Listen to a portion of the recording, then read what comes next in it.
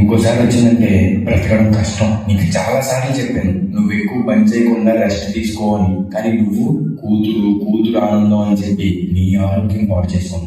ఇలా అయితే బ్రతకడం కష్టం. నా కూతురి ఆనందం కంటే నాకు ఏది ముఖ్యం కాదు. తనని ఆనందంగా ఉంచడంలోనే నేను ఆనందంగా ఉంటాను. నాన్న త్వరగా రా నాన్న, నాకు బాగా ఆకలిస్తుంది. తొందరగా ఇంటికి వెళ్ళిపోదాం. మరేం పర్లేదంట, నేను చూసుకుంటాను. నాన్న నాకు బాగా ఆకలిస్తున్నప్పుడు ఆ ఆకలి తెలియకుండా ఒక పాట పాడతారు కదా, పాడండి నాన్న.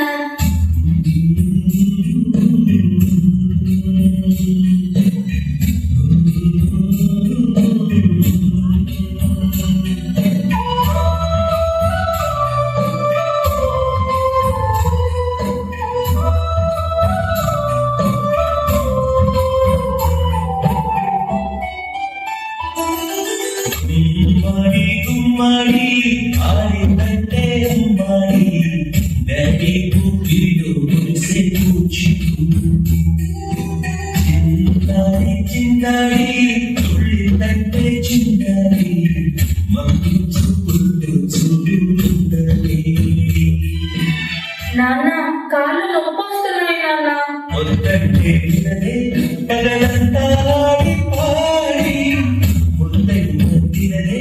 పరిగెత్తే పైలేని చిలకల్లే చెవిలో ఎన్నో సునాలి వర్కోరే పన్ను గుమ్మడి గుమ్మడి ఆడిందంటే ఉమ్మడి గడికు గిరిలో మూసే కూచి.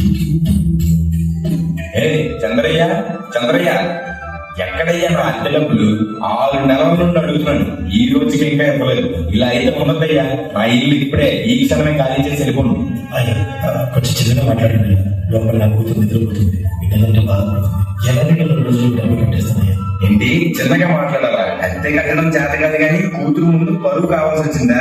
రేపు కల్లా నా అద్దె డబ్బులు నాకు ఇవ్వకపోతే ఇంట్లో ఒక్క సామాను కూడా ఉండలేము. ఏమైంది నాన్న? ఏం లేదు, పడుకున్నాను. నేను మొత్తం విన్నాను నాన్న, నువ్వేం బాధపడకు నాన్న. నేను బాగా చదువుకొని ఒక మంచి ఉద్యోగం చేస్తాను.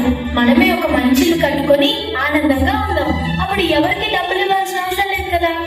నువ్వేం బాధపడకు నాన్న. ఎన్నెన్నో ఆశలతో పెంచానమ్మ గుండెల్లో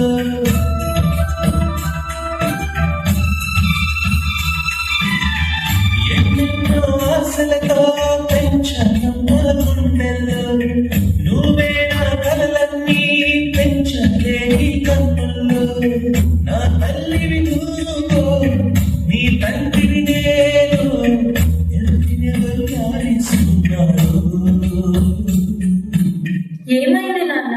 డాన్స్ చెయ్యి నాన్న. చిత్రంగా చూస్తుంటే నీ కన్నుల్లో పొంగితే నా చుట్టూ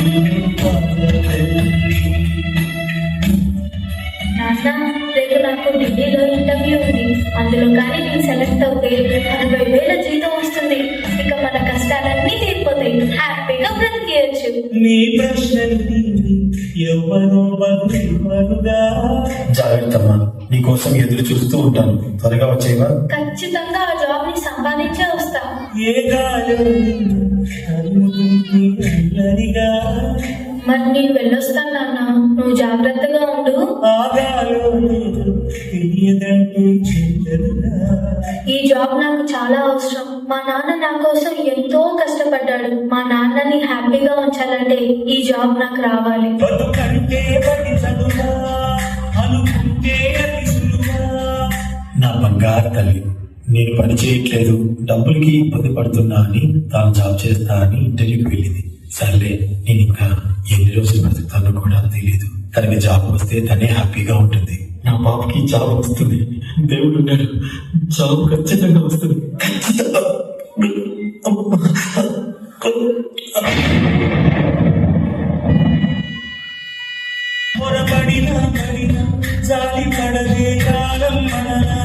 యు ఆర్ సెలెక్టెడ్.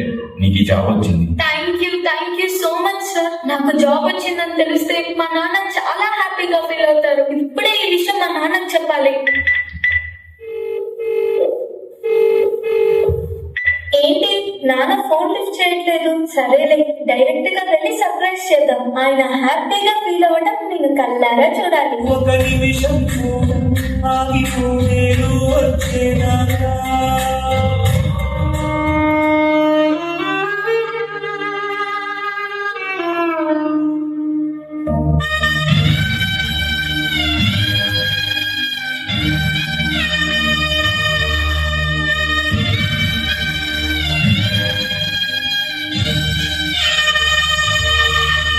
నాన్న, లేదు నాన్న, నాకు జాబ్ వచ్చింది నాన్న, మనం హ్యాపీగా బతికేస్తున్నాను.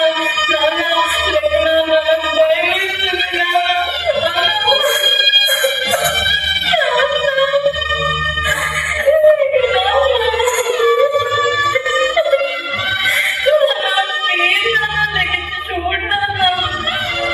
అందులో కానీ జీతం వస్తుంది, ఇక మన కష్టం